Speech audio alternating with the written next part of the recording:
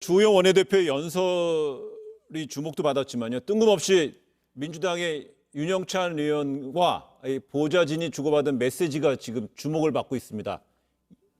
네. 언론 통제냐 뭐냐 얘기까지 나오고 있습니다. 일단 굉장히 부적절한 행위라고 예. 생각이 듭니다. 이 정부가 과거 정권을 비판하면서 권원유착에 대한 적폐를 청산하겠다 이런 이야기들을 계속 했었고, 윤영찬 의원 스스로가 과거 정권의 국정감사장에서 포털 사이트에 어떤 것들이 먼저 올라가는가 이런 것들을 자꾸 지시하고 통제하려고 하는 것은 올바르지 못한 처사다 이렇게 이제 항변까지 했던 사람이었습니다. 예. 그런데 특히나 이제 과기정통이라고 하는 곳은 포털 사이트에 대한 어떤 규제 부분도 다루고 있는 상임위원회인데, 그 상임위원회에서 그런 위계를 가지고 회사를 소환을 해서 왜 그것이 메인에 올라가지 않았냐, 올라갔냐 이런 것들을 압박을 가한다라고 하는 것은 국민들이 볼 때는 저거는 분명한 어떤 언론 통제의 어떤 그 모습으로 비춰질 수밖에 없는 예. 것이죠. 그런 네. 측면에서 저는 윤영찬 의원이 어저께 상임위에서 내가 그 문제에 대해서 깊게 생각하지 못하고 이렇게 행동했던 것은 굉장히 부적절한 행위였습니다. 사과를 해야 됩니다. 그런데 그것이 이제 별 문제가 아니라는 식으로 또 항변을 하다 보니까 일이 점점 눈덩이처럼 커질 수밖에 없는 상황으로 가지 않나 이런 생각 듭니다. 근데 지금 제가 봐서는요, 윤영찬 의원이 권력의 오만과 독선에 지금 가득 차 있는 건데, 저게 본인이 네이버 부사장과 그리고 그 이전에 언론인 출신으로 또 국민소통수석을 했잖아요. 그렇기 때문에 본인이 이걸 할 수 있다라는 어떤 오만함에 있는 거예요.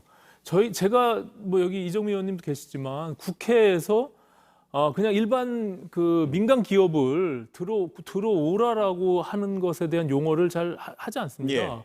예, 뭐 만나기 위한 미팅을 잡기는 하겠지만 저거는 무슨 정부의 기관도 아니고 민간 기업을 들어오라고 하라고 하는 것을 보좌관한테 지시하는 것은 저것은 그 과거에 청와대에서 본인이 저런 일을 계속적으로 행했는지 그것이 아무 거리낌 없이 저렇게 할 수 있는 것은 굉장히 놀라운 일이에요. 그리고 우리가 과거 박근혜 정부에서 언론 통제와 관련해서 이거 그 상황들이 대접이 되는 것이 있잖아요. 그러니까 저는 윤영찬 의원의 저런 태도는 굉장히 오만하고 권력에 대한 독선이 함축돼 있다 이렇게 생각합니다. 그런데 일각에서는요, 언론 편향성에 대해서 언론이란 건 정도의 길을 걸어야 되는 것이지만은 일부 매체에 대해서는 편향적인 이런 부분이 있었잖아요. 그런 부분에 대해서 윤영찬 의원 쪽에서는 이런 부분이 뭔가 또 그 전날 있었던 민주당 대표의 연설보다는 좀 더 축소돼서 혹은 뭐 어느 정도 그 좀 균형감이 상실됐다 이런 측면에서 비판적인 시각을 드러낼 수도 있는 거 아닐까요? 그러니까 집권 여당의 입장에서 혹은 뭐 저도 네. 마찬가지입니다. 정의당의 어떤 기사가 포털 메인에 잘 걸리지 않고 이러면 여러 가지로 속이 상하고 또 전날과 비교했을 때 메인에 안 걸렸던 건 아니었던 네. 것 같아요. 좀 이렇게 시간적으로 국민의힘 기사가 먼저 좀 빨리 올라갔다라고 하는 것 같은데 그럴 때마다 왜 메인에 이 기사는 걸렸냐, 이 기사는 안 걸렸냐, 그 하나의 사건을 가지고 포털 사이트 대표 그 기업 관계자를 들어와라 이렇게 얘기하는 것은 뭐 저쪽은 그렇게 하니까 우리는 이렇게 해도 된다라고 하는 식으로 방어할 수 있는 일은 아니라고 생각합니다. 그리고 오신환 의원님, 만약에 민주당 이낙연 대표권은 처음에 그 주요 포털에 메인에 딱 잡히고 야당 대표께 안 잡혔다고 따지면 어떨까요? 아니 윤영찬 의원이 네이버의 부회장을 했기 때문에 저게 어떤 형식으로 포털에 걸리는지를 잘 알 거 아닙니까? 네. 예. 그리고 그동안 국회에서 늘 이것이 쟁점이 되어 왔어요. 포털에 기사가 어떻게 나는지에 대해서 국정감사 때도 논란이 됐거든요. 그래서 이것이 인공지능에 의해서 AI를 통해 가지고 자동으로 생성된다는 것을 누구보다 잘 알고 있을 텐데, 만약에 그렇지 않은 상황이라면 본인이 들어와라고 해서 그것을 그럼 조정할 수 있는 권한이 있다.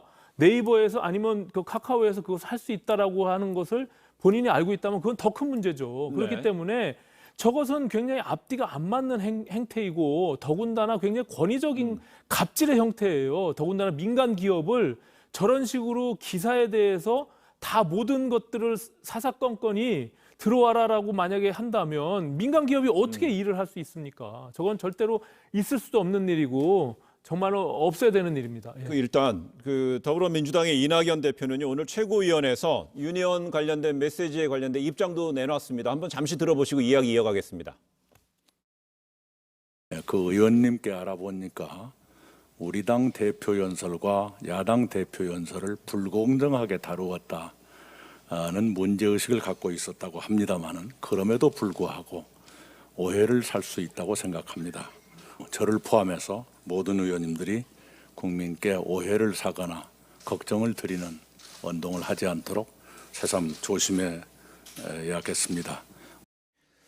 네, 이 관련해서 이제 윤영찬 의원은요 이런 포털 등 언론 그 방송에 대해서 피감 기관을 갖고 있는 그 과방이 줄여서 과방이라고 하죠. 과학 기술정보통신방송위원회 이름이 깁니다만은 이 의원들이 오늘 그 해당 상임위가 오늘 전체회를 열었는데요. 오늘 오전 기자회견을 열고 국민의힘에서는 유니언에 대한 사퇴까지 촉구하고 있습니다. 이것도 공세로 좀 몰아가는 느낌 혹은 어떻습니까? 합당한 요구입니까? 어떻습니까? 그 해당 상임위원이 그 상임위의 지위를 가지고 상임위원회 지위를 가지고 피감 기관이 될 수 있는 그 대상 기업에 되게 압력을 가했다. 이제 예. 이런 것이 주요한 어떤 그 이유가 됐을 텐데요.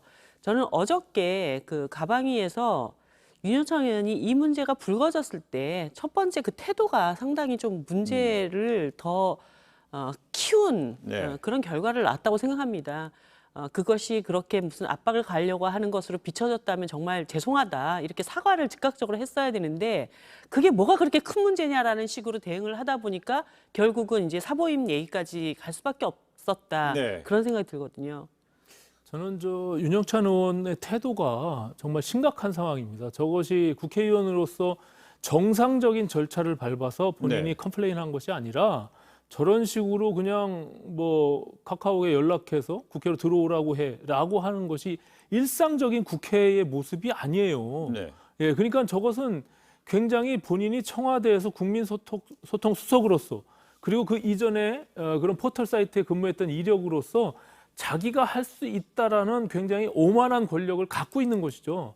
그렇기 때문에 저런 태도가 나오는 것이지 일반적이라면 저런 사건이 만약에 언론에 이렇게 표출이 됐다면 이정미 의원님 말씀처럼 저것은 오해 살 만한 일이기 때문에 더군다나 이낙연 당대표가 그렇게 얘기까지 했잖아요.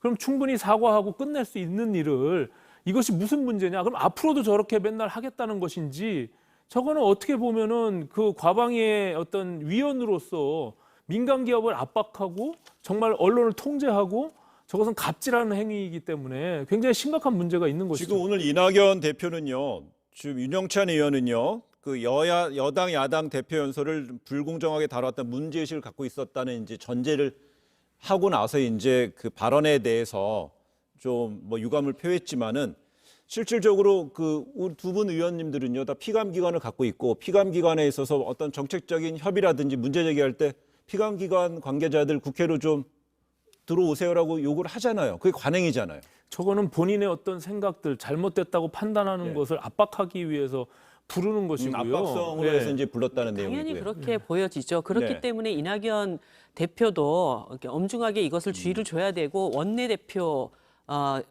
쪽에서 이 문제에 대한 어떤 처리까지를 지시를 한 것 아닙니까? 그러니까 네. 민주당 안에서도 이것이 굉장히 심각하다고 이미 보고 있는 겁니다. 그래요.